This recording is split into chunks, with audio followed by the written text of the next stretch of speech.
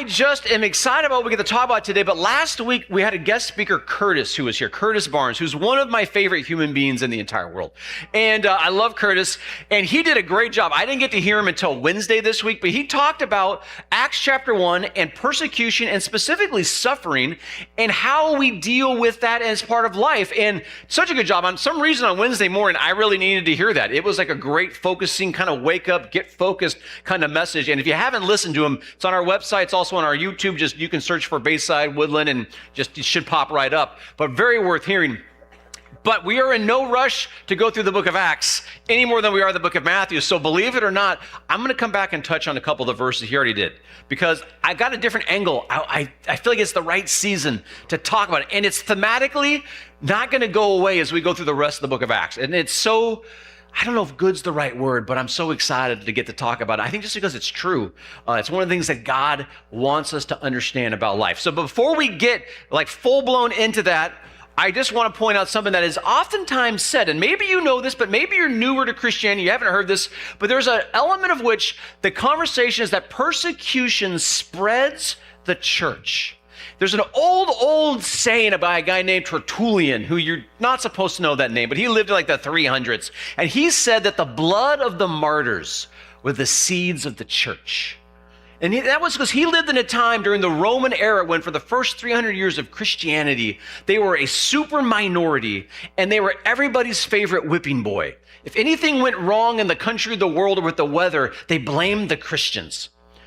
And so they were always getting persecuted. They're always being fed to lions or made to fight gladiators unarmed and all that kind of crazy stuff. And the church continued to grow dramatically in that time. And this idea traveled throughout the history of the church. Even when the church became dominant culturally, there was always these movements within the church where people who were actually really excited about Jesus, and oftentimes they were themselves being persecuted by this organization called the church. And a little bit like Jesus talked about the wolves in sheep's clothing are going to come. And so always it's been this mentality of like, we know if we're following Jesus, persecution is a part of it, but that's okay. It's going to make the church grow. But here's something that's really important with this concept. To take this at just face value is a little bit like saying all you need to bake a cake is a hot oven. Now that's true. You do need a hot oven to bake a cake or a good hot barbecue. I got a friend that barbecues cake. But if I go home and decide I'm going to bake a cake and just throw some ingredients in the oven, like I got some celery, throw that in the oven. Got a carton of milk, I'll just throw that in the oven. I got some lunch meat, throw that in the oven. And I'm going like, I'm making a cake. How many of you want to come over for cake later? Yeah, that's not a cake I want to eat either because you need a whole lot of intentionality in making a cake. You got to know what goes into a cake first off. I'm pretty sure flour and sugar are involved. That's my knowledge of cake. And then right amounts, maybe some egg and some milk possibly. Then you got to cook it at the right. There's a lot more to baking a cake than just a hot oven. And there's a lot more to the spread and growth of the church than just persecution. However, historically, we're going to see that take place in the book of Acts. And so as Americans, often we don't think about persecution, that terminology. Occasionally we'll talk about, I feel like I'm being persecuted, but we certainly don't experience quite like we're going to read it. And like so much of the world around us is experiencing even today. And it's true in many places in the world, church is growing crazy. China, North Korea, Iran, harsh environments for people who follow Jesus. And yet the church continues to grow. But how does that work is the question. And it comes down to one really interesting thing, and that is this question, which is, if Jesus promises that following him will lead to persecution, and he does, by the way, he tells his disciples, when you guys get arrested, don't worry about what you're going to say. God, your Father, is going to give you the words to say. Isn't that comforting to know that not if you get arrested, but when you get arrested, God's going to give you the words? I mean, he didn't say he's going to get you out of jail. Just you're going to know what to say. That's exactly my response too, is like, just less than I hoped for. Right? I'd like to know like, but you're going to get out. It's going to be fine and great. He doesn't say that.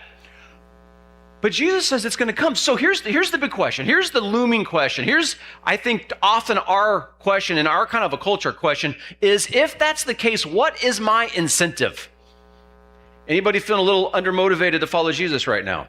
I know, this is a bad start to a sermon. I'm rusty. I haven't been here in a couple of weeks.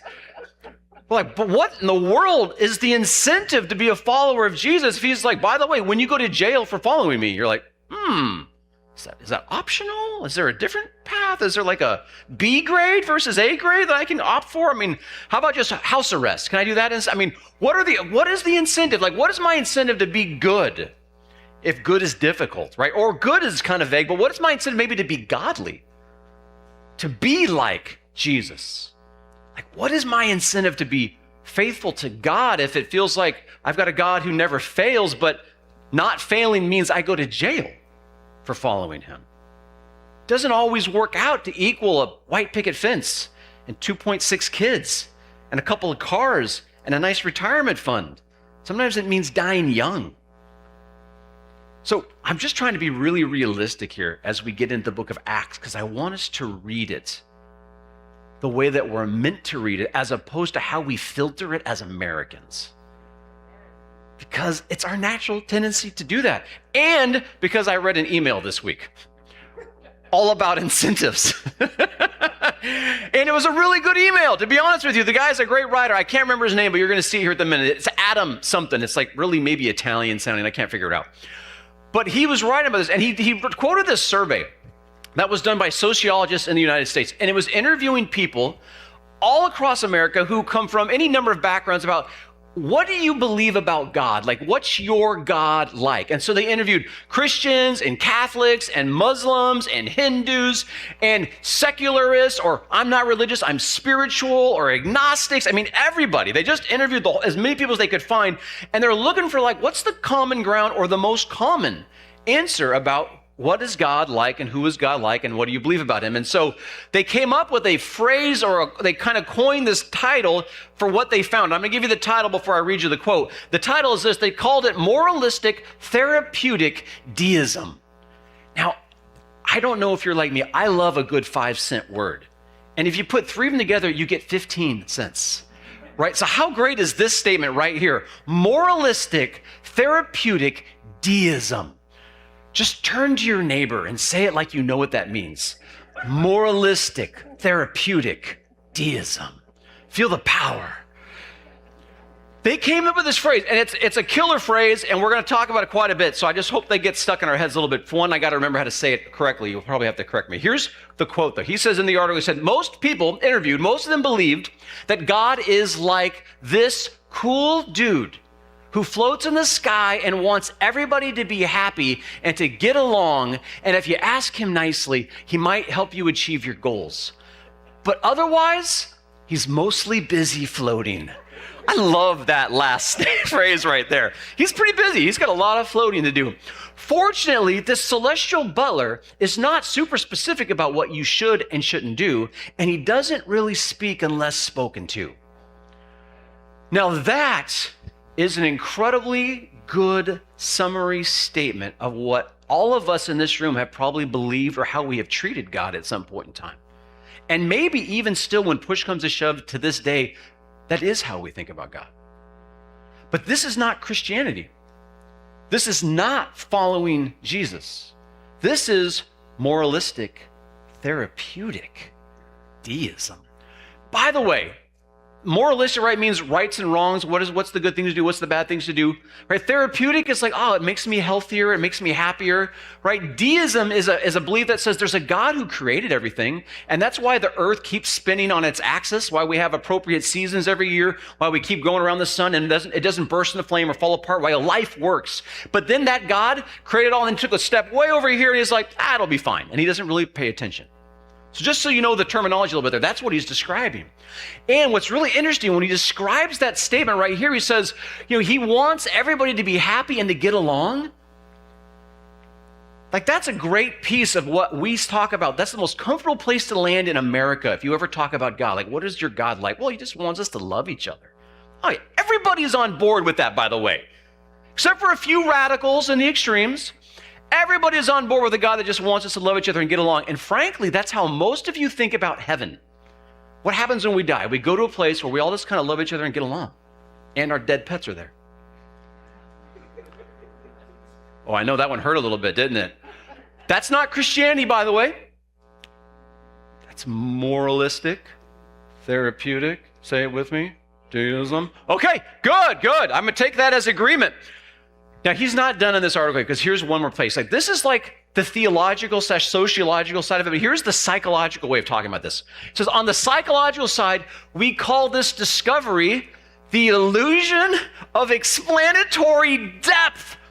Guys, that's another like 15 cents right there. The illusion of explanatory depth. Oh, this is so good. As I've written before, people seem to understand the world exactly as well as they need to and know better. Man, he just summarized me and my life in a heartbeat of a sentence. I mean, that's incredible. We understand the world exactly as well as we need to and know better.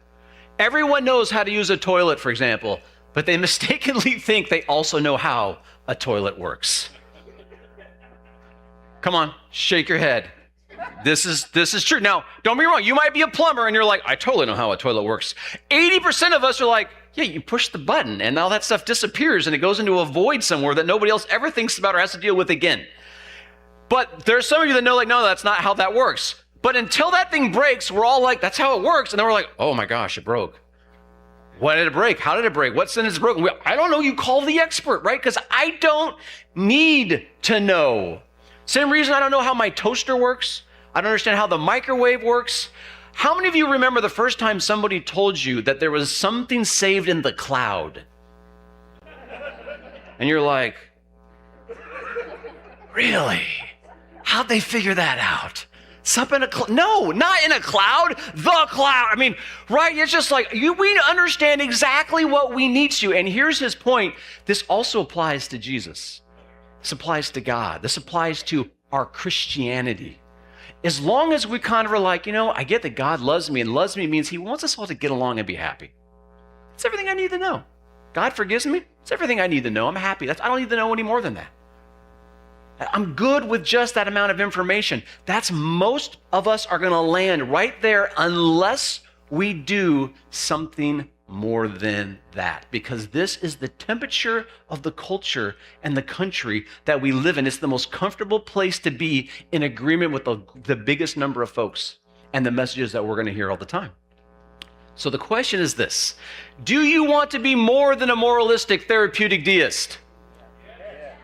Well, thank you. I appreciate the feedback because, again, you guys are really far away and I don't like this gap at all. Good, yes. Or do you want to be a follower of Jesus because Jesus is not a moralistic therapeutic deist? That would be super weird to look at Jesus and go like, that dude is one heck of a moralistic therapeutic. How could he be a deist? I am the Son of God. That doesn't even make any sense, let alone moralistic and therapeutic. So, I just want to present the option in front of us and how we have to read the book of Acts as we get into it. Is we can try to put it through our nice little comfortable, everything I need to know, I don't want to know anything more filter, or we can say, I really do want to know Jesus. I really do want to be a follower of Jesus. I mean, honestly, this is kind of where I'm landing for myself in this is I read the book of Acts and I want to know, how do you become these guys? How do you become these men and women? How do you do what they do? How do you believe what they believe so strongly? How do you know this power of God's love and goodness and grace so much that you live for it, but you're also willing to die for it?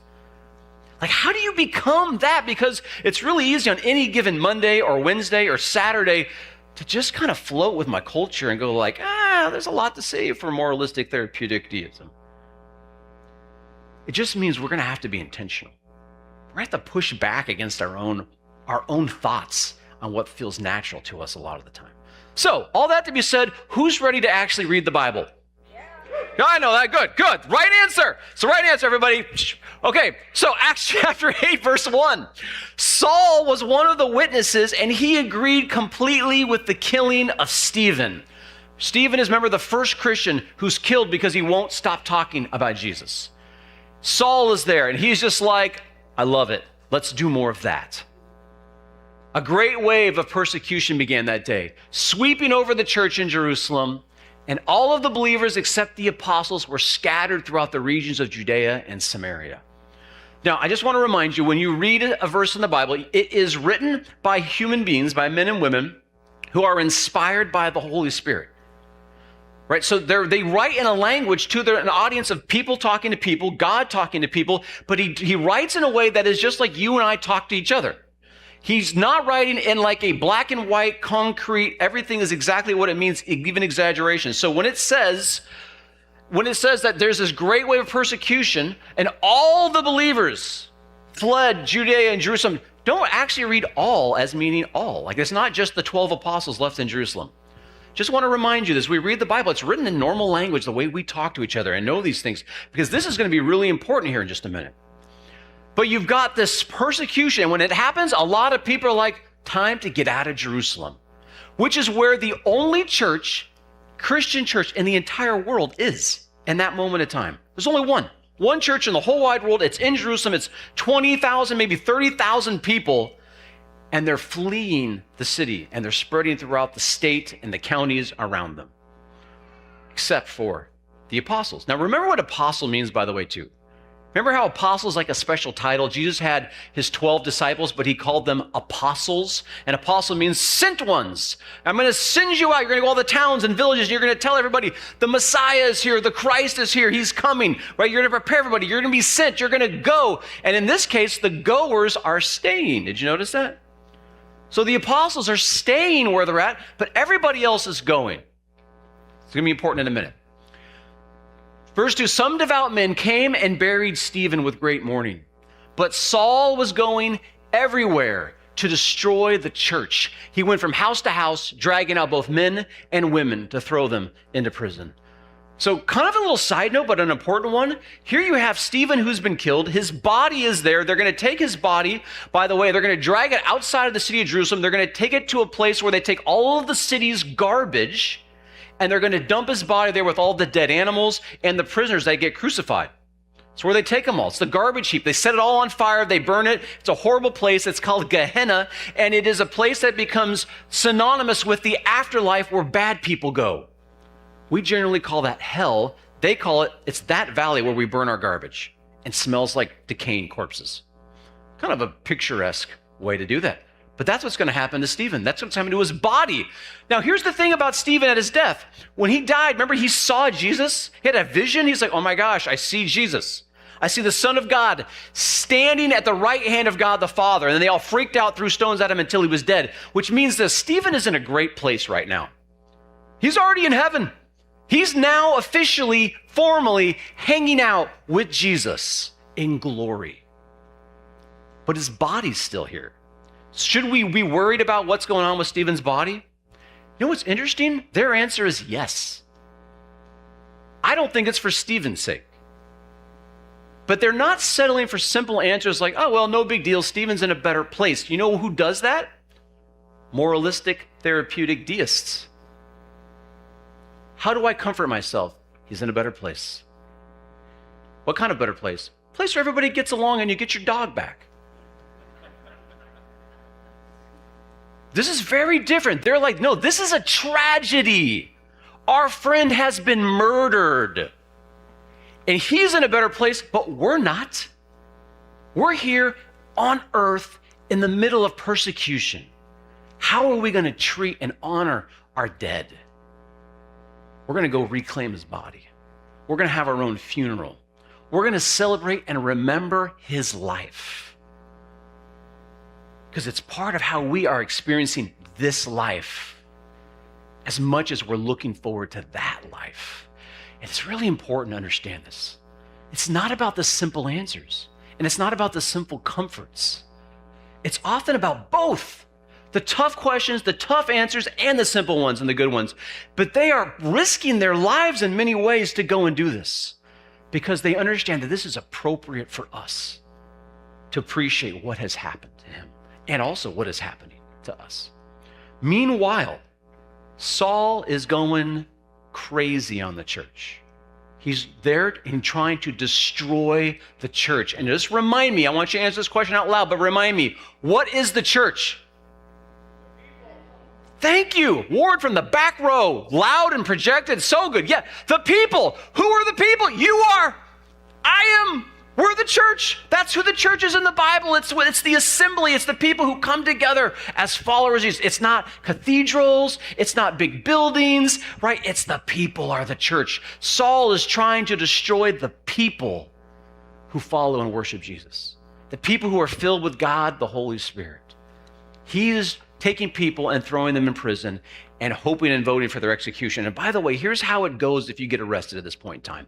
You get arrested, you're thrown in jail for being a Christian. They ask you only one question at your trial. Your trial question is this: do you believe that Jesus, the man from Nazareth, was the Son of God? Super easy question. If your answer is yes, Jesus is the Son of God, you get killed. If you say, well, he was a prophet and a really good guy and we really like him, okay, you can go. Because it's blasphemy to say a human being is God or the Son of God. It's why they killed Jesus. Imagine being a Christian where you know the answer to your question is going to lead you to one of two places. Am I a follower of Jesus and I say, oh, he is the Son of God? Why? Because nobody else can rise from the dead having paid the price for my sin. That's why I'm here. That's why I love him. That's why I'm following him. So I'm all in. Or do you go like, let's just call him a prophet. Just a wise guy, just a smart guy, gave us some good rules. He had some great teaching. You ever heard about love one another as you love yourself, right? Better to give than to receive. He taught some great stuff. Let's just hang on to that. He wants us to like each other and be happy and get along. Great, you can keep living, man. Jesus is the Son of God. Oh, there's your death. Definitely not a place for moralistic, therapeutic deists to do too well. Do you see the point I'm making? That's how Acts wants us to read this. He wants us to understand where these people are at and what is going on right here. And Saul is running around trying to destroy Christians one way or the other, either by their death or by their turning away and denying Jesus. He's happy with either. But the believers who were scattered preached the good news. Bear with me, this is going to be great. The believers who were scattered preached the good news about Jesus wherever they went. But what about the bad news? I mean, honestly, if you're like, oh my gosh, people came, they kicked in the door of our neighbor's house, we barely got out with our clothes and escaped down to Esparto, right? Do you tell everybody like, whoo, it's really bad in Woodland right now? I'm sure they talked about it, but you know what's crazy? Didn't change the fact that they're like, but let us tell you the good news. The good news is better than the bad news. The good news is more powerful than the bad news. The good news is about a greater reality than the bad news. So these people who are fleeing Jerusalem are going all over the place going like, why are we all invading all these little towns and counties and villages and fleeing? Oh, because we've got this good news. Jesus has come as the Son of God to earth, lived as a human being, yes, perfectly, so that he could die on the cross, taking upon himself all of our sin, all of our condemnation, that we could be reunited, reconciled with the God who loves us and made us to be in his image. And it's changing everything. It's refreshing our souls. He sent us his Holy Spirit. We're fully alive. We're experiencing a brand new life in him. It is good news that trumps all this bad news. I am absolutely astounded and amazed by these Christians. And there's a couple things about them that really fascinate me. One, you will remember that these Christians who are preaching the good news are not the apostles. They're not the guys that walk with Jesus. These aren't the guys that saw the miracles. These aren't the guys that saw Jesus risen from the dead. They've just been hanging out with those guys for a couple of years. They've just been soaking in the stories of Jesus. They've just been gathering and meeting and hearing about Jesus. They've put their faith in Jesus. They're just learning how to talk about Jesus. They're learning how to pray to Jesus. They're learning how to live their life for Jesus. And up until this point, it's kind of all been awesome and good. but they're not the ones that actually saw Jesus. They're not the ones that were commissioned by Jesus to go into all the world and make disciples. They just have been hanging out with those guys. And I think it's pretty impressive just to be reminded that these guys are not the leaders. They're the followers of those leaders. And it makes me ask this question, or begs this question. Persecution broke out in Woodland. Greg and I are both dead. Sorry, Greg. All the church leaders, the Critchers are gone, the Locketts are gone, the Wertzes are gone. We're all in prison or we're all dead. And you guys are like, Woodland's too hot. We got to get out of Dodge. We're going to Esparto or maybe Sacramento, somewhere far away. Are you ready to start your own church? Not find a new one, because there are no new churches for them to find. Are you ready to start one? And what does that look like? Because what's great about starting a new church? In Acts chapter 8, it means you do it in your living room. Again, you don't go find a building. We of all churches should know that, right? You just invite people into your living room, or you invite yourself into their living room. Either way, their kitchen, around the dining room table, right? It's where you go when you talk and you ask these questions. Because it is phenomenal that persecution doesn't grow the church. It's that training grows the church. People who are trained to follow Jesus grow the church when they go places. Not because they're preparing to go places, not because they thought persecution was necessarily coming, they were going to go on the run, but they were just ready. Leonard Lee is the one who really taught this to me, reinforced it by a story he told me. Leonard is one of our missionaries, by the way, that we support as a church. He travels all over the world. He goes to places like India, Africa, South America, Cuba, places where they face what I can only call legit hardcore persecution. All persecution is bad, but they're facing the same stuff these guys are: death and imprisonment, all these things. And I remember him telling a story about a pastor, I think in Nigeria he was talking with, and this pastor had a price on his head. And he knew people were coming for him. And so multiple times he had fled the village that he lived in and the church that he led. And then a while later he was able to come back. And this happened to him 5 different times because he was a marked man. And they were talking as these pastors, and one of them made this statement of persecution is what grows the church. And Leonard, if you know him, and if you've never traveled with Leonard, you should sign up and go. He doesn't go anywhere fun, but everywhere he goes is amazing.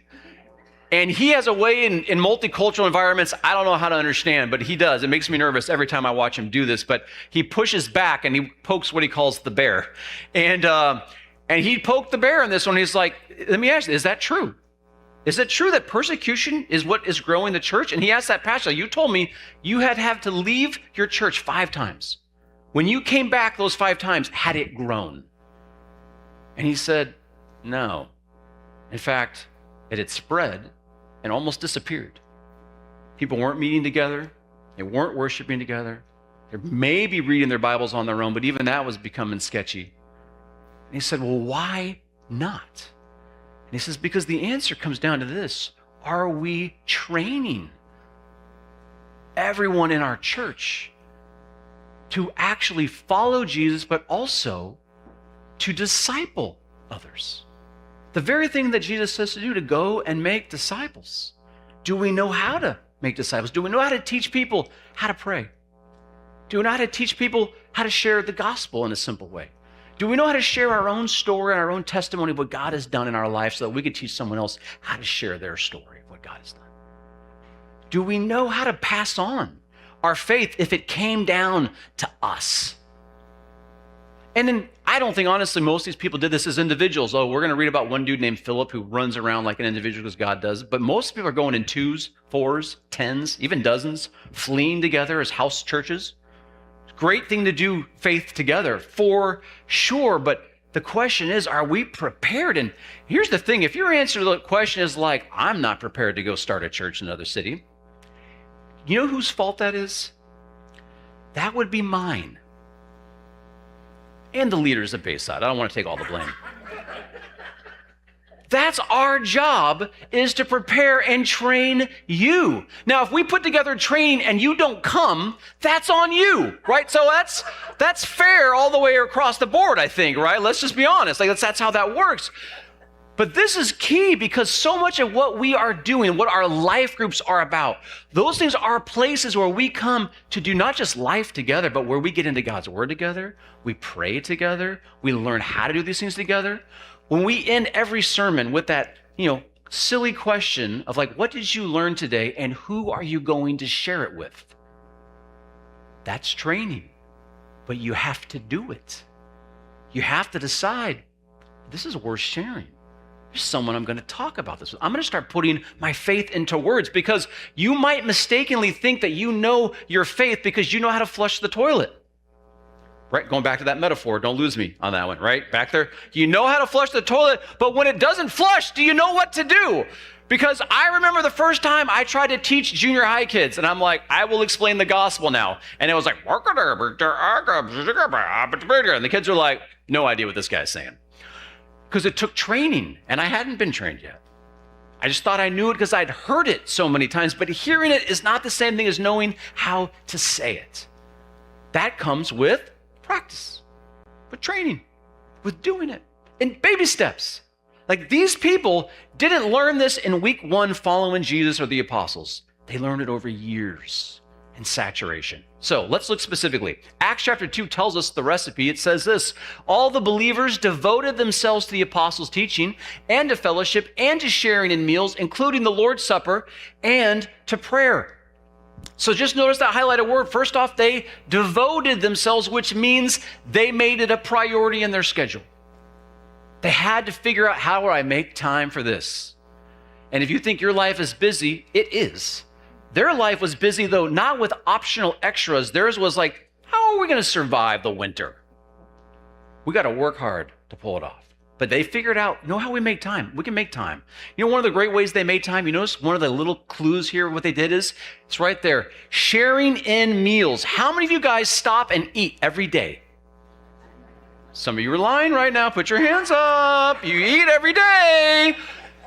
They just used the time they knew they had. We're going to meet and stop our lives and eat. So why don't we use that time to talk about Jesus, to practice talking about Jesus, to pray together, to talk about how do we pray together? Who are we praying for, right? They're using the time that's already built into their life. They're not adding an extra thing. They're like, we already got to do dinner. Let's bring the other Christians over and let's do dinner together and talk about how do we do this? Which is all our small groups are trying to do, usually without the dinner. Got to eat before you come or have snacks. But you could do it over dinner. Totally a cool option. Absolutely. But that's what they're doing. Right? So they're just listening to the apostles who are teaching them about Jesus because there is no Gospels, there's no New Testament, hasn't been written yet. So they're like, let us tell you the story where Jesus made us row across a lake in a storm. And then he showed up in the middle of the night and scared the heck out of all of us. It's a great story, but there's a lesson. Let's talk this time about Jesus preached a sermon. Here's what his sermon was about. Here's what it means now. Right? They're just teaching them that. They're telling, let's go back to the Old Testament, the only Bible we got. Here's all the ways you can see what God was doing and how he was predicting Jesus is going to come. They're learning by devotion and saturation, absorbing all this. It goes on to say in Acts 2, they worshiped together at the temple each day. They met in homes for the Lord's Supper and shared their meals with great joy and generosity, all the while praising God and enjoying the goodwill of all of the people. And each day the Lord added to their fellowship to those who were being saved. Like that's like the happiest statement in the entire New Testament right there. You're just like, everything was good. Everybody was just hanging out and having meals together, but it was awesome. This was the building program. This was the training program. They were at college. They didn't have to go into the real world yet. Like this was an awesome space and place to be. And that word, they worship together. I just want to point this out because I don't know exactly why they picked the word worship. It's not technically the word. The real word is this word. And I forgot to look up how to pronounce that word. Actually, it doesn't matter. It means to continue to do something with intense effort. And you know what that word is? It's the word that was translated devotion earlier. It's the exact same Greek word. Why they switch it up here, I'm not sure. But look at that. To continue to do something with intense effort. Now, you guys are too passive for me to say that phrase and to get excited about your receiving. So just get in it with me, all right? I need some intense effort right now. You ready? Sit forward in your chair, loosen up, ignore the squirrels that you've been chasing in your mind, come back into the room for a minute, all right? This is a moment for intense effort. Jesus is saying, if you're going to follow me and not be a moralistic, therapeutic deist, it's going to require intense effort on your part. So get some fists out, look at your neighbor and go, intense effort. Oh, you guys are so good. That was fantastic, fantastic. And it just means this, devotion. I've got to devote myself to it. I've got to commit to it. I've got to persevere to it. Now, I love that part where it says they did this each day. Now, I mean, we're not going to go quite that crazy. All right, that's just not realistic. We're all going to get together every day. They had a giant temple courtyard they were hanging out in, right? And I think they probably don't mean everybody did it every single day, but every day there was somebody meeting somewhere. But I love that picture. They're saying, like, we got to continually meet together. Why? Because this training they went through, nobody learned to follow Jesus on their own. Nobody had a devotional book they read in the morning on their own, and they did a prayer time on their own, and they're like, bam, I'm following Jesus. It's not how that worked. They did it with other people. Because other people are wonderful for two things. They're wonderful for seeing your flaws and for seeing your strengths. And then you know them well, and you trust them well, and you love each other well, those begin to be the process of which we learn. You know where I'm still kind of hanging out as a moralistic therapeutic deist? Over here, this part of my life. You know where I'm starting to start following Jesus? Over here, in this part of my life. And guess what? I'm helping you, you're helping me. This is the process. We need people who are on that same page, moving that same direction, who want to know and follow Jesus well together. And of course, they met in their homes around meals because it's the most practical place in the world. We all got to do that. We all got to slow down. And they studied Jesus and practiced, specifically prayer together. Still remains one of the hardest things for people to practice together in our church, but I think most of America. I don't know why, but there's something about praying with other people and getting past the idea that I'm performing or that I'm saying this for the benefit of these people, but that I'm talking to God, which I feel okay doing, but now I'm doing it with others, is part of where the fellowship begins. It's part of one of the first places where I have to step, I think, off of that whole moralistic therapeutic stage and begin to say, no, this is bigger than me. Because it's what I bring into other people's lives. They benefit. We all benefit from each other, praying, talking, teaching, sharing, when we do that with each other. So the Lord added to their fellowship daily. Do you remember that part? We just read that. It's a pretty great statement. The Lord added. Now, these guys are working like crazy people. They're preaching, teaching, going out in the streets. They're doing their side of it, but it's God that does all the addition. Right? God keeps bringing people in. God keeps helping people respond to the message in the gospel. And there's daily additions, which means there's always new people to be trained. And new trainers are always needed when there's new people to be trained. And you know what's great? My wife pointed this out when she was up here talking about the baptism, about just so much of what has been awesome to see amongst our youth and our youth staff has been the radical growth in the desire of students finding a place, because most students want to know more about God. Most students want to have these kind of questions answered.